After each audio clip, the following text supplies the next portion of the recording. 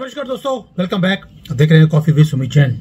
दोस्तों, केजरीवाल की ताकत देखिए, वो आज किसी भी आदमी को खरीद सकता है और मैं प्रूफ दूंगा। तीन प्रूफ है कि ये आदमी कितना शातिर है और इसके सामने सारे लोग नाचते कैसे हैं।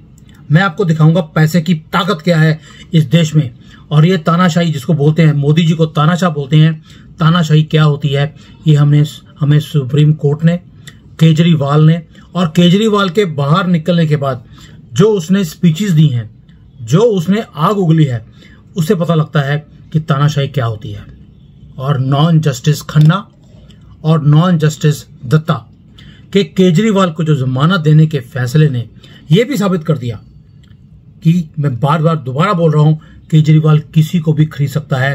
वो ये ढोलकियां सुप्रीम कोर्ट में नाचने वाले छक्के ही क्यों ना हो। सुप्रीम कोर्ट के जो चीफ जस्टिस वीएन खरे होते थे, वो रिटायर होने के बाद उन्होंने एक बात बोली थी, पैसा ना हो तो न्याय के लिए अदालत की तरफ देखना भी गुनाह है। और आज सुप्रीम कोर्ट ने साबित भी कर दिया। और सुप्रीम कोर्ट के बाहर सुप्रीम कोर्ट के जजेस को ही लिख देना चाहिए, हम सब बिकाऊ हैं, खरीदने की हिम्मत चाहिए, उसके लिए आपकी जेब में पैसा चाहिए, हम बिकने के लिए तैयार हैं, हम ढोलकियां बनने के लिए तैयार हैं। सुप्रीम कोर्ट के जजेस को खुद ही सुप्रीम कोर्ट के बाद लिखना चाहिए, हमें ये काम करने की जरूरत भी नहीं है, क्योंकि हमें मालूम है हम तो रोज सोशल मीडिया पे इनकी धज्जियां उड़ा ही रहे हैं। और कल इन दो जजों ने दो और मक्कारी भरे काम भी करे हैं जो आपकी नजर में आए नहीं होंगे। लेकिन कल जब मैंने पूरा सोशल मीडिया खोला, मीडिया को देखा, कुछ अखबारों के पन्नों में छोटी सी आर्टिकल देखे, मैं हक्का बक्का रह गया, ये क्या हो रहा है। देखिए, एक काम है वकीलों की फीस का, जिसके ऊपर बेशर्मी से इन्होंने फैसला दिया। दूसरा है झारखंड के हेमंत सोरेन का। अब दोनों के बारे में बात करेंगे डिटेल में। पहले बात करते हैं हेमंत सोरेन की। आप देखिए, दोनों के मामले बिल्कुल सेम थे, दोनों के ऊपर भ्रष्टाचार के आरोप थे, दोनों ही सीएम थे, दोनों ही याचिका दायर करते हैं कि हमारी गिरफ्तारी गलत हुई है। लेकिन जो हेमंत सोरेन है, उन्होंने साथ में दूसरी याचिका भी कर दी। एक, मेरी गिरफ्तारी नाजायज है, दूसरा, मुझे इंटरिम बेल दिया जाए क्योंकि मुझे प्रचार करना है अपने इलेक्शंस के लिए। आप सोच के देखिए, दोनों का पक्ष बिल्कुल सेम है और दोनों को मैं बराबरी से आपके साथ डिस्कस करूंगा। केजरीवाल, इसने अपने वकीलों को खड़ा किया कि मेरी सिर्फ गिरफ्तारी के ऊपर बात की जाए कि मुझे पकड़ा गया है गलत तरीके से। उन्होंने याचिका दायर ही नहीं करी थी कि मुझे बेल चाहिए, जबकि सोरेन ने वो याचिका दाखिल करी हुई है कि मुझे बेल चाहिए। केजरीवाल ने कहीं भी अंतरिम बेल की अर्जी नहीं लगाई थी। और दूसरी तरफ 29 अप्रैल को सोरेन ने गैर कानूनी गिरफ्तारी के सिवाय अंतरिम जमानत भी अर्जी भी लगाई थी। कहां पर? और खन्ना जी, दत्ता जी जो है, ये नोटिस भी दे रहे हैं ईडी को कि आप जवाब दीजिए 6 मई तक। अब इसके बाद दिलचस्प कहानी शुरू होती है। आप देखिए, उसके पहले 1 मई को, यानी कि 6 मई को तो ईडी से मांग करी है, 1 मई को खन्ना जी ने हल्ला ठोक दिया कि केजरीवाल को चुनाव में गिरफ्तार क्यों किया गया है। और 3 मई को उनके ऊपर एक भूत सा चढ़ गया और खुद ही बोल दिया कि भाई मैं केजरीवाल को अंतरिम जो जमानत है उसका मामला उठाऊंगा। और 7 मई को सुनवाई पूरी भी कर दी, आदेश नहीं दिए कि 1-2 दिन के बाद देंगे। ये तो हो गया, मतलब प्यार केजरीवाल के साथ, प्यार ये वाला प्यार है इनका, और कोई प्यार नहीं है। उधर ईडी ने सोरेन पर 6 मई को जवाब तो दे दिया, लेकिन खन्ना जी की बेंच ने सोरेन की जो इंटरिम जमानत है उस पर सुनवाई करना भी जरूरी नहीं समझा। एक आदमी आपसे इंटरिम जमानत मांग नहीं रहा, आप उसे दे रहे हैं, दूसरा आदमी मांग रहा है सेम सीएम हैं दोनों अपने अपने क्षेत्र के, आपने सुनवाई भी नहीं करी। क्यों? पैसा कम पहुंचा था क्या खन्ना जी? अब 11 मई को खन्ना जी और दत्ता को, केजरीवाल को कुछ भी हो जाए जेल से बाहर निकालना ही था और कर भी दिया। बेशक हमारे जैसे लोग इन ढोलकियों को आगे से और पीछे से ठोक रहे हैं, इन्हें फर्क नहीं पड़ता। क्यों? पैसा सुप्रीम है, इनके लिए बिके हुए लोग हैं। उन्हें कुछ ताकतें थी पीछे जिनको खुश करना था, और ये ताकत तो बहुत बड़ी है दोस्तों, ये तो होना ही था। अब आप सोच के देखिए, दूसरी तरफ 11 मई को ही हेमंत सोरेन के भी दोनों मामले कोर्ट में लगे हुए थे। एक, उसकी अपील थी कि हाई कोर्ट ने उसकी गिरफ्तारी को गैर कानूनी कहने की उसकी याचिका पर फैसला करने का आदेश दिया जाए, उनको फोर्स किया जाए, और उसकी जो इंटरिम जमानत है उसका मामला भी था। लेकिन खन्ना जी, इन्होंने गिरफ्तारी के बारे में कह दिया कि हाई कोर्ट 3 मई को फैसला दे चुका है, तो उसकी याचिका जरूरी नहीं है कि आप हमारे पास लगाएं, और दूसरी बेंच में आप अपील कर सकते हैं।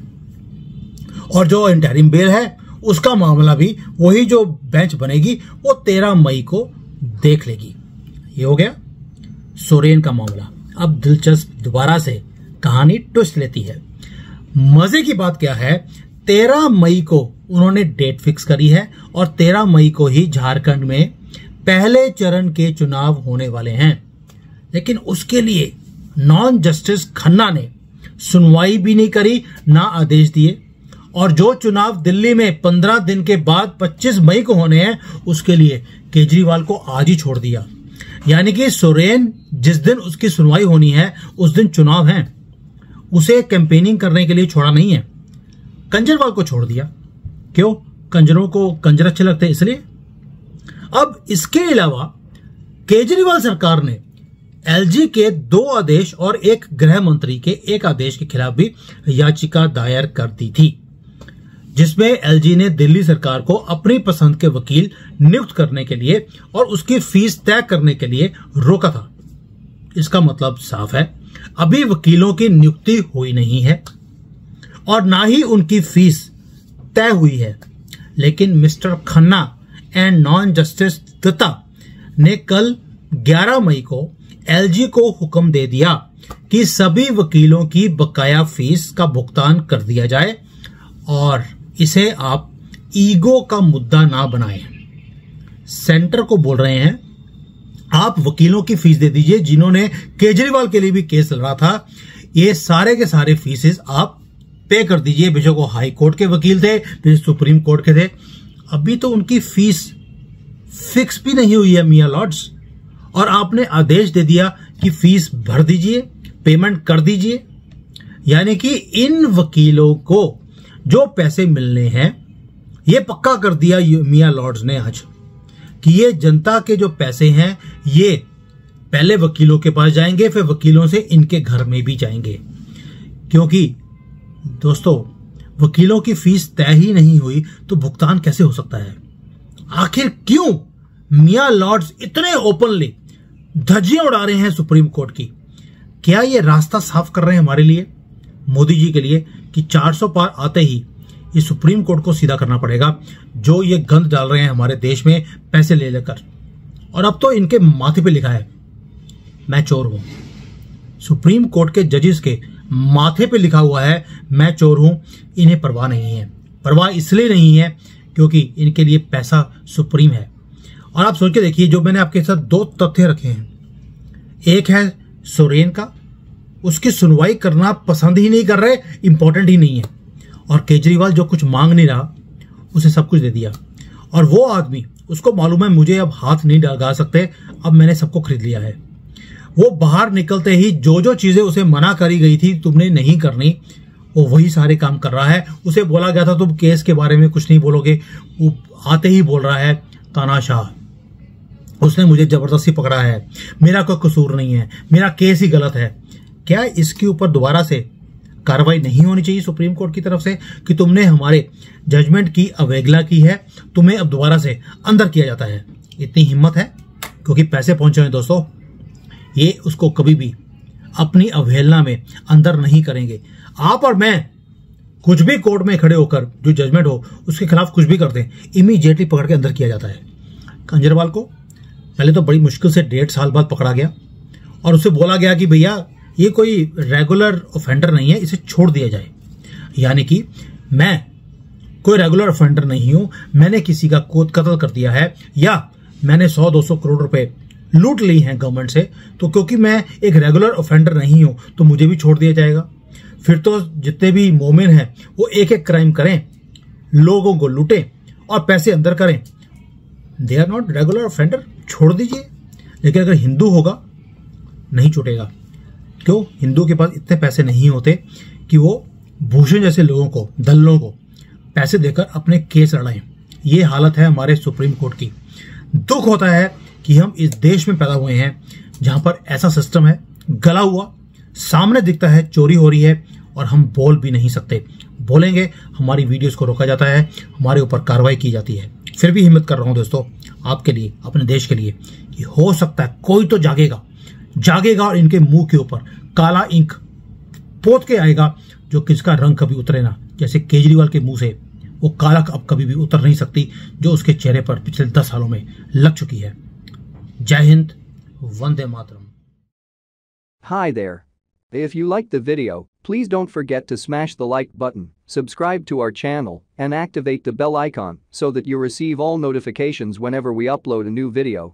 Thanks for watching.